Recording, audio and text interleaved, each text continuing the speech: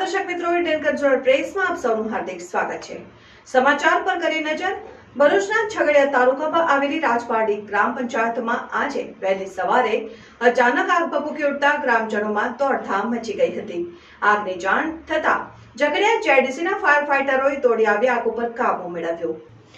ભરૂચના ઝઘડિયા તાલુકામાં આવેલી રાજપારડી ગ્રામ પંચાયતમાં વહેલી સવારે અચાનક આગ ભભૂકી ઉઠતા ગ્રામજનોમાં દોડધામ મચી। આગની જાણ થતાં ઝઘડિયા જેડીસીના ફાયર ફાઈટરોએ દોડી આવી આગ ઉપર કાબુ મેળવ્યો હતો। જોકે આગમાં પંચાયતના તમામ કાગળો બળીને ખાખ થઈ ગયા હતા।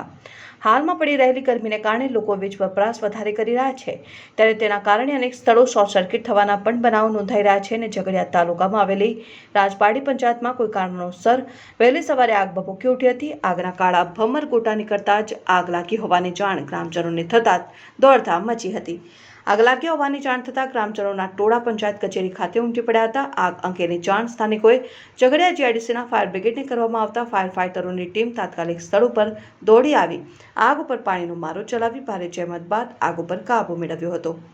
આગ ઉપર કાબુ મેળવાય તે પહેલા પંચાયતમાં રહેલા કાગળો બળીને ખાખ થઈ ગયા હતા। જોકે આગ શોર્ટ સર્કિટને કારણે લાગી હોવાનું પ્રાથમિક અનુમાન લગાવાઈ રહ્યું છે।